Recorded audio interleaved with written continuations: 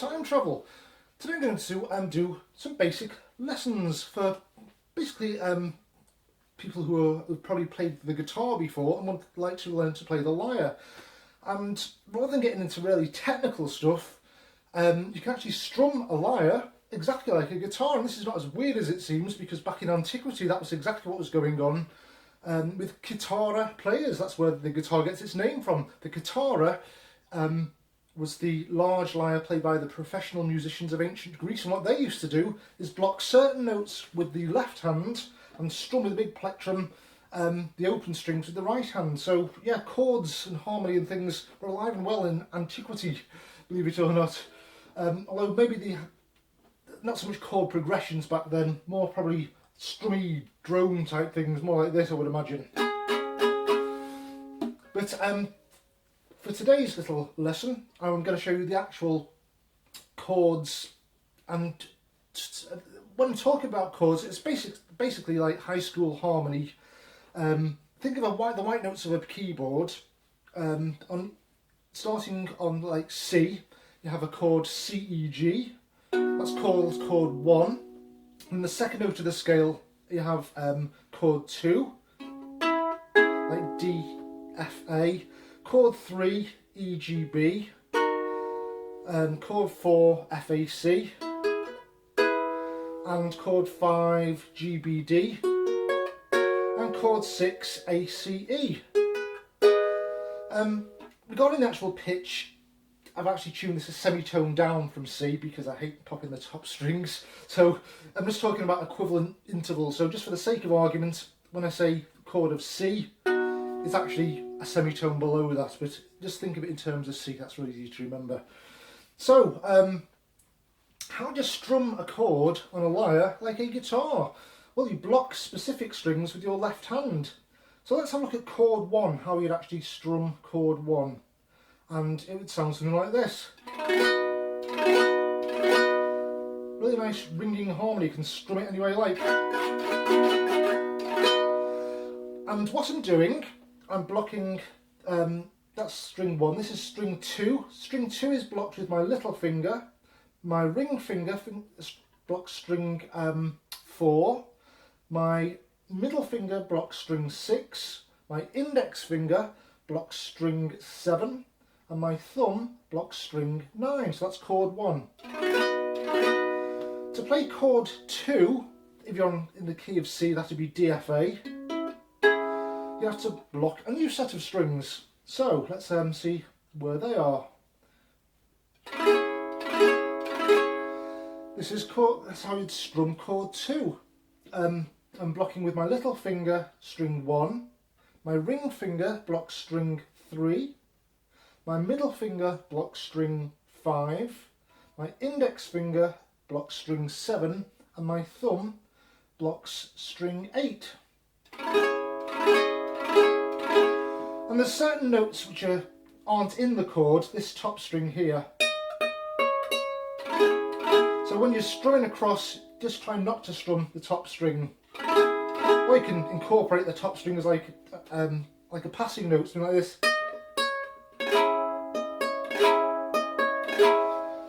And so on. So that's 2 chords down, only 4 to go. So then we have chord 3, and if we were in the key of C on the keyboard, the third note up from C would be E.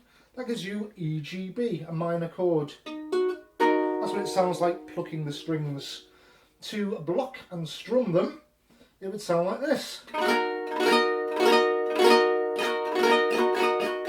What I'm doing there, I'm blocking with my little finger string 2, my ring finger blocks string 4, my middle finger blocks string 6, my index finger blocks string 8, and my thumb blocks string 9.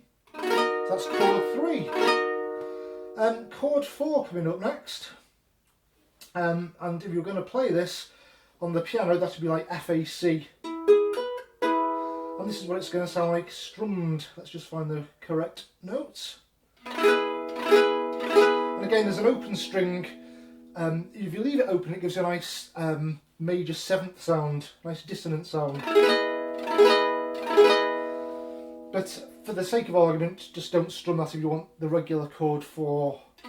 So the notes to play chord 4, that I'm blocking with my left hand, are string 2, my ring finger blocks string 3, my middle finger is blocking string 5, my index finger is blocking string 7, and my thumb is blocking string 9. Then we're going to play chord 5, and if you're just plucking the notes on the piano keyboard, that would be G, B, D. And how do you block and strum this chord? Like this.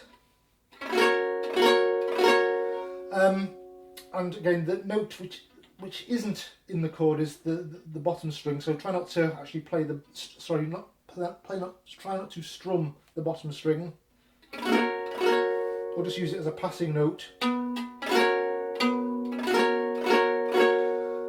To play chord 5 then, I'm blocking with my little finger string 3, my ring finger is blocking string 4, my middle finger is blocking string 6, my index finger is blocking string 8, and my thumb is blocking string 10.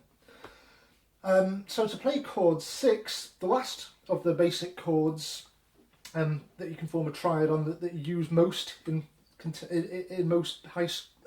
most harmonies. Most songs have these basic 6 chords.